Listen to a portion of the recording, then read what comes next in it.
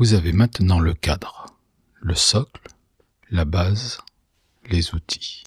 Mais tout ça ne sert à rien si vous ne l'installez pas concrètement dans votre vie. Dans cet épisode, je vais vous montrer comment intégrer tout ce que nous avons vu sur 7 jours. Pas pour changer votre vie en une semaine, mais pour installer un geste, une pratique, un appui. La plupart des gens veulent tout changer d'un coup. Ils prennent des grandes résolutions, comme au premier de chaque année. Résultat, ils s'épuisent, ils abandonnent, ils se condamnent à ne pas y arriver. Je vous propose l'inverse. Voyez tous vos objectifs pour un jour à la fois. Et si c'est encore trop pour vous, visez une demi-journée. L'important, ici, est de se mettre en action, de ne pas se décourager d'avance. Vous ne regardez pas la semaine entière, vous ne regardez pas les 7 jours d'un coup.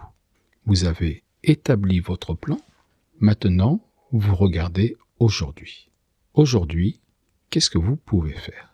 Un objectif clair, une seule micro-action. Demain, vous verrez demain.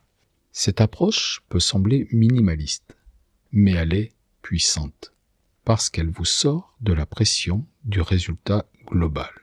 Elle vous ramène à l'action du moment. Un jour à la fois, vous construisez la confiance que vous pouvez compter sur vous. Voici ce que je vous propose. Pendant 7 jours, vous allez faire 3 choses simples. En premier, une micro-action quotidienne. Chaque jour, vous choisissez une micro-action sous votre contrôle. Petite, atteignable, certaine.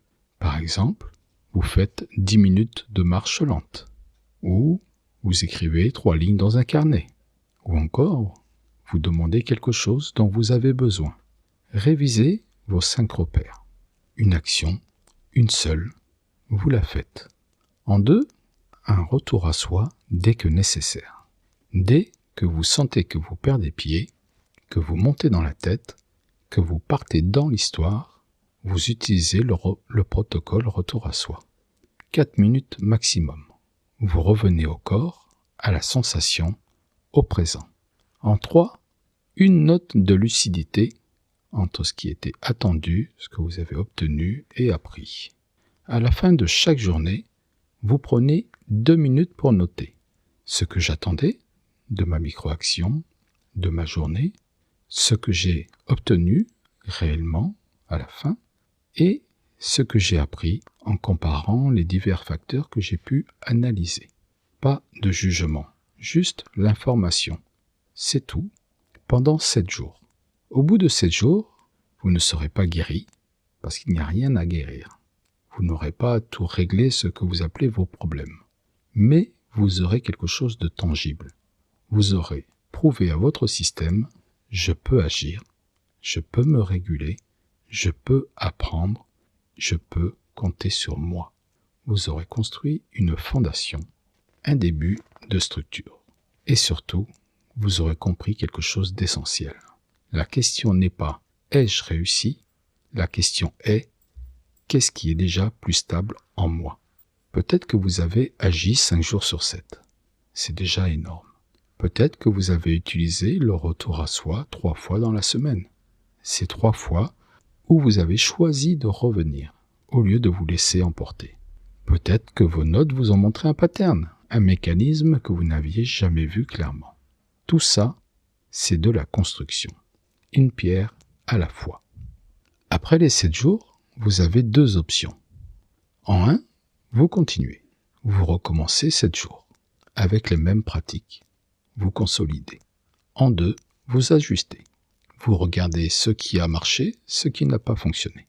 Vous ajustez votre micro-objectif, votre pratique, vos repères. Et vous recommencez. L'important, c'est la répétition. C'est d'installer certains nouveaux repères pour vous-même.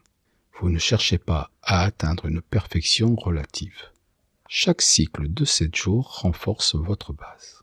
Maintenant, je vais vous parler des pièges courants que je rencontre pendant ces 7 jours.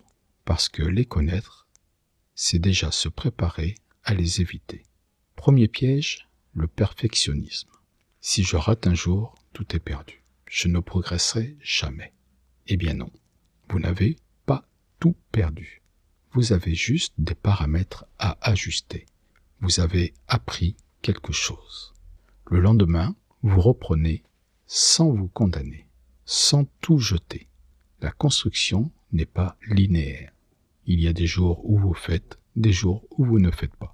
Ce qui compte, c'est de revenir. Toujours revenir à la pratique. Deuxième piège, la comparaison. Les autres y arrivent mieux que moi. Ils sont plus disciplinés, plus forts, plus capables. Vous ne savez pas ce que vivent les autres. Vous ne voyez pas leurs difficultés, leurs échecs, leurs moments de doute. Vous ne vous comparez qu'à vous-même. Hier, aujourd'hui, demain, c'est votre seul référentiel. Troisième piège, l'impatience. 7 jours, c'est trop long. Je ne vois pas de résultat. Ou au contraire, 7 jours, ce n'est pas assez, il me faudrait des mois. 7 jours, c'est un cycle, c'est un début. Ce n'est ni trop, ni pas assez. C'est une unité de construction. Vous ne cherchez pas la transformation immédiate, vous cherchez la répétition viable. Ce qui tient sur 7 jours peut tenir sur 14, puis sur 21, puis sur 90. Quatrième piège, le jugement permanent. Je devrais faire plus, je devrais être meilleur, je devrais y arriver plus vite. Le « je devrais » est votre ennemi. C'est la voie du jugement, pas la voie de la construction. Remplacez « je devrais » par « je peux » ou « je choisis ». Je peux faire cette micro-action aujourd'hui. Je choisis de revenir à mon protocole. C'est un changement de langage, mais c'est aussi un changement de posture intérieure. Ces 4 pièges, vous allez probablement les rencontrer. Peut-être tous, peut-être un seul. Quand vous les voyez arriver, nommez-les. Tiens, c'est le perfectionnisme. Tiens, c'est la comparaison. Et revenez à votre pratique, sans vous battre, juste en revenant. Nous arrivons à la fin de cette série de 4 épisodes.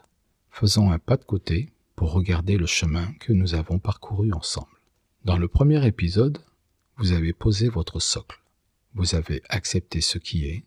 Vous avez défini vos 5 repères, vos valeurs, votre besoin vital, votre limite, votre cap, votre phrase base. Vous avez construit une base, quelque chose d'interne, de stable, qui ne dépend pas de votre état du moment. Dans l'épisode 2, vous avez appris à distinguer les faits de l'histoire. Vous avez compris que ce qui vous détruit, ce n'est presque jamais le fait en lui-même, mais l'interprétation que vous ajoutez. Vous avez découvert l'outil attendu versus obtenu. Vous avez changé votre vocabulaire de l'échec à non-obtention du résultat attendu. Vous avez cessé de vous combattre pour comprendre vos mécanismes. Dans l'épisode 3, vous êtes passé du mental au corps. Vous avez installé le protocole retour à soi. 4 minutes pour sortir du combat intérieur et retrouver une présence minimale. Vous avez développé la vigilance souple. Remarquer, revenir, choisir. Vous avez appris à poser un micro-objectif sous votre contrôle. Un comportement, pas un résultat externe.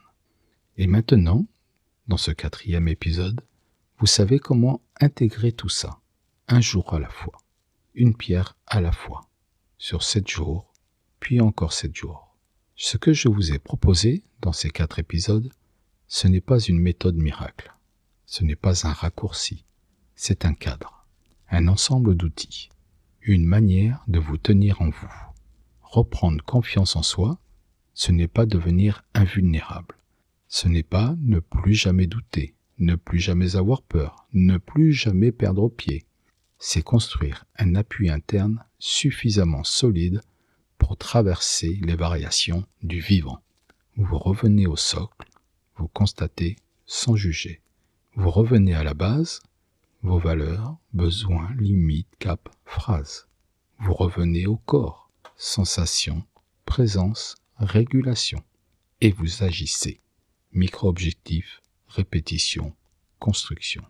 Un jour à la fois, une pierre à la fois. vous construisez. Maintenant, c'est à vous de jouer. Merci d'avoir suivi cette série jusqu'au bout.